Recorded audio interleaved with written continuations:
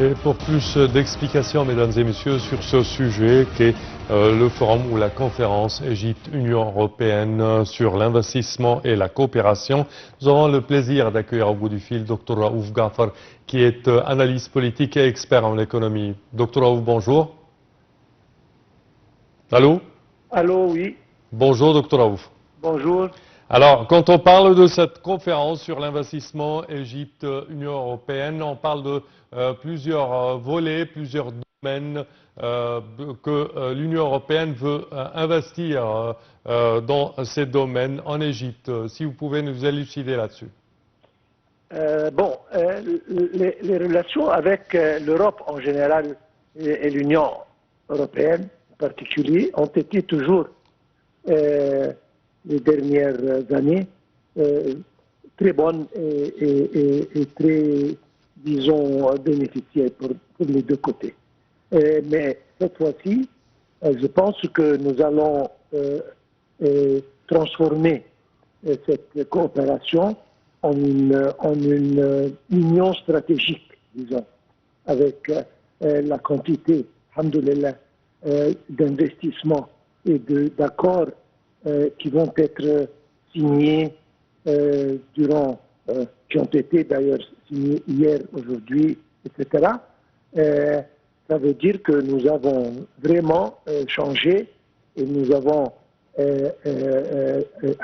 sommes arrivés à une dimension complètement différente et à disons, une coopération vraiment stratégique entre l'Égypte et l'Union européenne en général, dans pratiquement tous les domaines, particulièrement l'échange des technologies et l'introduction de savoir-faire dans beaucoup d'industries en Égypte. Oui. Ça va marquer vraiment un changement très positif dans les relations égypto-européennes.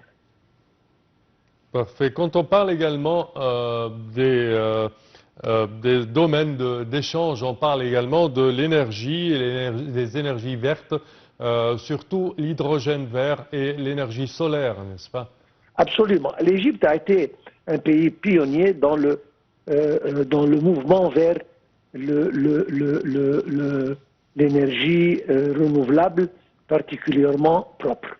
Nous avons l'énergie solaire qui doit être exploitée encore beaucoup plus. Nous avons le vent, nous avons et maintenant nous nous dirigeons vers, comme vous l'avez dit, l'hydrogène vert, le nitrogène et beaucoup d'autres énergies qui sont complètement avec l'environnement, qui sont propres, et c'est justement la direction de tout le monde. Et je pense que d'ici très peu d'années, nous serons un hub d'énergie propre, non seulement dans la région, mais nous allons peut-être avoir la possibilité d'exporter ce genre d'énergie. Mmh. Oui. Quand on parle des relations Égypte-Union européenne, on parle d'un long partenariat qui a duré depuis des dizaines d'années même. Absolument. Mais dernièrement, nous avons vu, ils ont été présents et nous ont donné la technologie et sur le plan infrastructure, les stations électriques, etc., qui ont été construites dernièrement, dans les dernières 10 années, étaient en provenance de l'Europe. Et maintenant, on change un peu de direction envers une coopération un peu plus complète, intégrale, qui vise vers l'industrie. Non seulement l'industrie, vous avez mentionné énergie, industrie, agriculture et tant d'autres choses qui vont viser vers le bien de l'économie égyptienne. Avec, d'ailleurs, notre relation était toujours à base d'intérêt commun, à base de respect commun. Et je pense que l'Égypte, pour l'Europe, c'est un pays pivotal, très important, non seulement sur le plan géographique, mais c'est l'oasis de paix et de sécurité dans un monde qui a des conflits partout. Nous sommes entourés de défis et nous sommes, comme je viens de dire, une oasis de paix et de sécurité, ce qui attire beaucoup plus d'investisseurs, surtout que nous avons préparé et pavé le chemin avec, comme je viens de dire, l'infrastructure qui est disponible pour les nouveaux projets. Nous avons un réseau d'autoroutes parfait. Nous avons les ports qui ont été complètement renouvelés. Nous avons des ressources. Donc, nous sommes là. Nous avons des zones économiques qui ont été particulièrement mises en œuvre pour attirer les projets.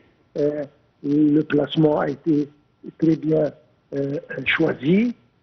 C'est-à-dire, bref, nous avons tout ce qu'il faut pour que les investisseurs arrivent. Nous avons un pays avec une population large, donc les projets moyens et micros sont encore une fois un des domaines de coopération. Il y a 600 millions, je pense, d'euros qui seront dirigés directement vers les mini-projets et les micro-industries. C'est-à-dire, comme je viens de dire, c'était une conférence très réussie et les résultats sont très, très, très positifs.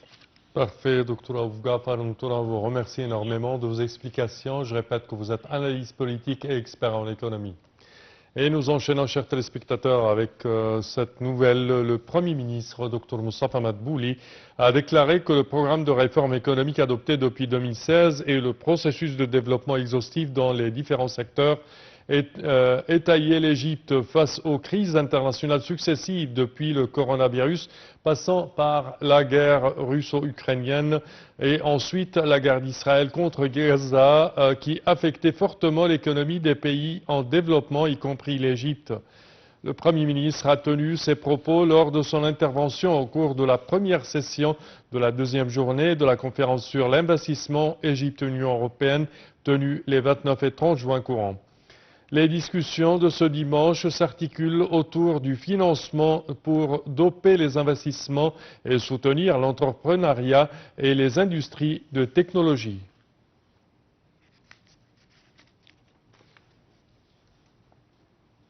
Et en fait, le Premier ministre, Dr Moustapha Madbouli, a assisté à la signature de 4 accords financés par des subventions de l'Union européenne en marge des activités du Forum d'investissement égypto-européen 2024.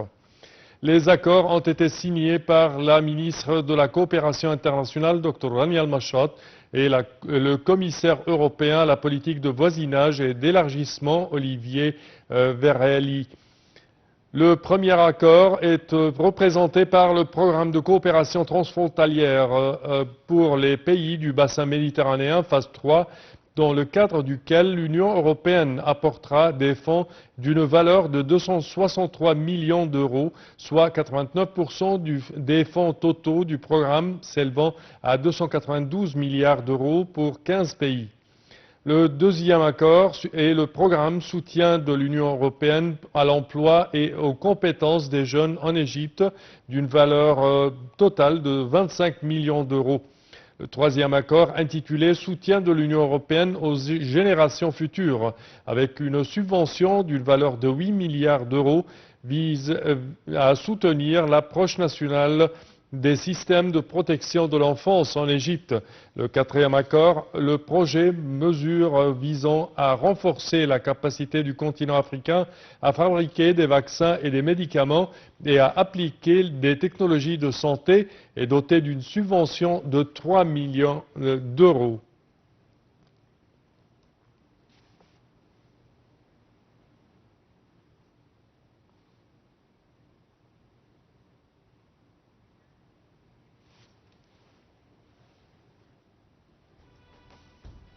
Et nous poursuivons, chers téléspectateurs, notre couverture de cet événement majeur aujourd'hui jusqu'à la fin de ses activités avec notre correspondant Hanif Farak sur place. Et c'est ainsi, chers téléspectateurs, que prend fin notre édition de cette couverture spéciale des événements d'aujourd'hui, que ce soit la célébration du 30 juin, 11e anniversaire de la Révolution du 2013, ou la conférence sur l'investissement Égypte-Union européenne. Je vous remercie de votre attention et je vous souhaite de passer toujours les moments les plus agréables sur Nile TV International. Au revoir.